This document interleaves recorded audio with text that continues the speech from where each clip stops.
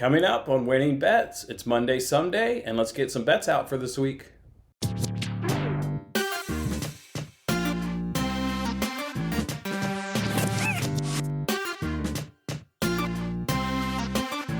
Hey, what's going on, everyone? It's Jason Mattis with Winning Bets.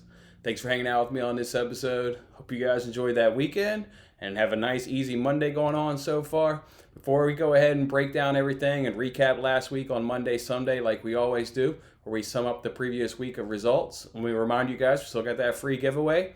We're inching closer to 300 subscribers, and whenever we get to 300 subscribers, on that next show is when we'll go ahead and do that free giveaway. I think we're at about 260-ish, somewhere around there. So I think you're looking at late this week, maybe early next week, looking to do that free giveaway, which I'm really excited to hook you guys up and a lot of you guys up with a lot of money. So be looking forward to that. Let's just jump on into it. Let's sum up the previous week. As painful as it was, we're always honest and transparent. So let's just do it. You guys recall I gave you 12 weeks. Let's recap the weekend, then we'll recap the week as a whole. You guys remember I gave you 12 bets on Friday's show. Started off with the loser, Dijon versus Rennes, over 2.5. That one was frustrating. I got a text from my friend. He must have been watching the game. He said that there was a goal, a potential goal that was saved off of the goal line, a shot that was saved off of the goal line. I'm assuming he's talking about a defender, the way he put that in the text. It wasn't the goalkeeper. So how lovely is that? In the dying moments of the game, we get a defender clearing the ball off the line. So that over 2.5 didn't hit, as there was only 2 goals in that game.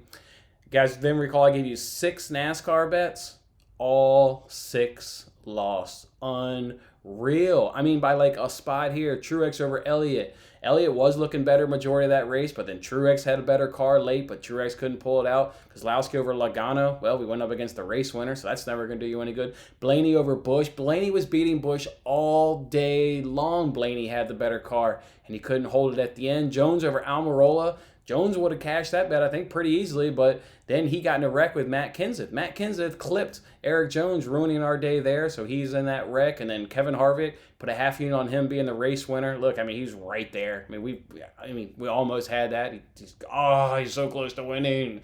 And then we had Buescher best in group. We got screwed by Ricky Stenhouse Jr. Unreal. Come on, bro. 3 weeks. I ain't touching no more Ricky Stenhouse Jr. bets next week. It ain't even going to happen. Then, guys, remember I gave you 5 NFL bets. They went 2 and 3. Rams, Patriots, Packers, they all lost. Vikings got absolutely blown out, so none of those bets really went our way except for 2, which was nice. The Steelers and the Lions and the Ravens are about the only teams that cooperated for us, so thankfully they did. Oh, and by the way, I also tweeted out 3 losing Premier League bets over the weekend. Are you kidding me? Come on. God, I just couldn't get it. After a weekend like that, I deserve the penalty. I think it's just the way it is, right? You go, what was that? I had 2 bets. I had 2 bets out of 12? Is that what it was? 2 out of 12. Unreal. 2 out of 12? 2 out of 12 bets. How do I hit 2 out of 12 bets? Like I said, and then I tweeted 3 more Premier League bets and they got lost too. So on the week, guys, we went 8 and 17. And what was that? Down 8.6 units. 8 and 17. Down 8.6 units. That is by far the worst week we've ever had on Winning Bets. And all I got to say is at least we got that out of the way. We got that losing week out of the way. We don't ever have to talk about it again. We don't ever have to think about it. We don't ever have to remember it. And we don't ever have to repeat it because that's the worst week we're ever going to have here. That was so bad. Let's turn the page. That was terrible. Absolutely terrible. I will point out a little bit of good. I know you guys watch my free videos, they're all free videos. The videos that are for the free fantasy games where, we have a chance to win several $1,000s. I pour in tons of research into those videos. You guys can tell by the amount of stats that I rifle off in those videos. I just don't slap those videos together, in 5 minutes. There's a lot of time goes into that. I want to bring it up because I mentioned on Sunday's video, which was the Rams 49ers, I broke it down. One of the questions was about George Kittle receiving yards. After I broke it down, I was like, well, he's going to end up with 100 yards. I found on PointsBet, they were offering his over at 64.5. I went ahead and sent this tweet out. It was obviously after the fact. It wasn't an official bet. But I talked about how Kittle was going to end up with near 100 yards. He did exactly that. But his over cashed in the first half. Over 64.5 cashed in the first half. I put $200 on it. $200 on it. That's right. $200 on it. And it cashed in the first half. That's what I'm talking about. So just want to remind you guys, obviously on these daily sports betting shows, these are the only ones where I give out bets, but you can find nuggets in those free fantasy videos. Obviously, you're watching them, you're making picks. Maybe I help you with all the selections or maybe just a couple, but even if not, make sure you're listening to those shows. There's a lot of leans. There's a lot of unofficial bets I give in there, like that George Kittle over 64 yards. That one cashed so easy. That one saved my weekend. Putting in that $200 bet, getting that sucker to cash, man, it literally saved my weekend. So unreal. Thank you, George Kittle. But just want to point that out to you guys. It's not a humble brag or anything. It's more of a just make sure when you're listening to those videos, you kind of find those good little nuggets of information up in there. All right, let's go ahead now and update the NFL Eliminator standings. Let's go ahead and throw those out. I won with the Ravens. I had an unnecessary sweat. It was like 17-0, 30-14, and yet here I am down on my hands and knees sweating out a 2-point conversion. What was that all about, Ravens? I was flying high all game. Don't put me down on my knees praying that they don't get a 2-point conversion. Man, that was uncomfortable. I ended up talking about this pick on Friday's show. Didn't change it. This is what I picked Friday morning.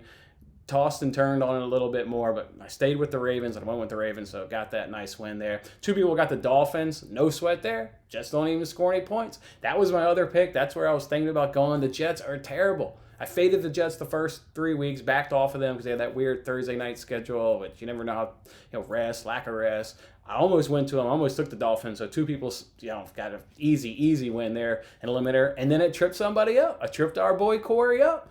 Corey got tripped up. NFL Eliminator takes out one person every week, and this week it was Corey to the Patriots. I can't talk any smack to the Patriots. Hell, I put that bet in a money line. Hell, that was my lock. That was my boost the Packers bet up. That was my lock. Patriots weren't supposed to lose that game, so I feel your pain there, Corey. That is the Eliminator right there. I mean, that's the Eliminator, and that is literally the NFL right there. Just tough sports to try and nail down and figure out what the hell's going on a week-to-week basis. But, all right, so that's 3 people remain. We know somebody goes out every week. We're about to crown a winner, and the Eliminator, I feel like really, real soon. Somebody's about to walk away with $50, so stay tuned over the course of the next couple weeks and see who can do it.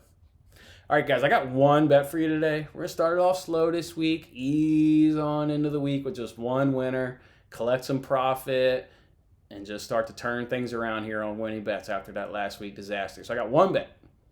It's a parlay. It's a teaser. Going to look at the first game. Let's go ahead and look at Cardinals-Cowboys. Look, I just don't see either of these teams getting blown out.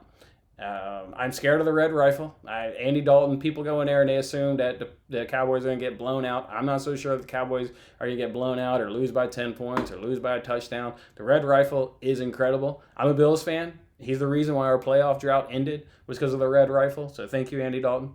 Also, look at his passes last week, coming down the stretch there on that game-winning field goal, the one along the sideline, the one deep. I mean, the catches were incredible. Not taking anything away from the catches, but I'm talking about the red rifle, so I'm giving respect to the throws. There were 2 dime throws as well, leading the team down for a game-winning field goal. So Cowboys can definitely hang with Andy Dalton up under center. But I like Cardinals plus 6.5. That's going to be the first half of this. I just think the Cardinals have too much, and even if they don't have enough to win the game, I don't see either one of these two teams being blown out. So I thought 6.5 to the Cardinals was a comfortable measure because I lean that they'll win the game. So that's why I went with them getting the point. So Cardinals plus 6.5 for me. I'm going to parlay them with the Chiefs and the Bills, and I'm going over 49.5. I teased that down a little bit, got it up under 50 points, obviously. So I'm teasing the over 49.5. Look, the over in this game is at 57. Obviously, people think there's going to be a lot of points being scored. I also think there's a lot of points that are being scored. The Bills' defense is very, very shaky right now.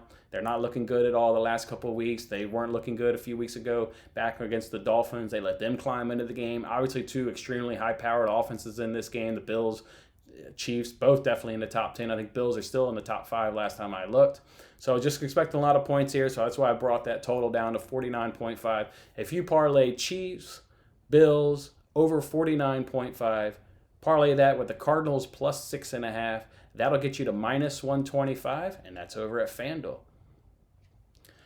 All right, guys, do want to remind you guys, got the video here for $25,000. It's on the Monday Night Football game. It's Chiefs, it's Bills. Obviously, you guys know I'm a huge Bills fan, so I can certainly be beneficial to you guys in those questions. Hopefully, there's not a lot of homerism in those picks when you like it, when you go ahead and watch that video and you like it. So $25,000 up for grabs. Chiefs, Bills, watch that video, get your picks in, and go ahead and get that Monday Night Football bet in. We're going to hit this winner, guys, and we're going to start off our Monday, and we're going to be feeling really, really good, and we're going to put that crappy, poopy week behind us, and we're going to put it way behind us. All right, guys, come on back. We're going to be at 300 subscribers soon. You want to be a part of that free giveaway, and you want to be a part of winning bets every day. Thank you, guys. I'm Jason Mattis. I'll see you next time. Thanks for watching this episode of Winning Bets. I'm Jason Mattis. I'll see you again when we are celebrating the wins and making more winning bets. Don't forget to like, comment, share, and subscribe for more winning bets.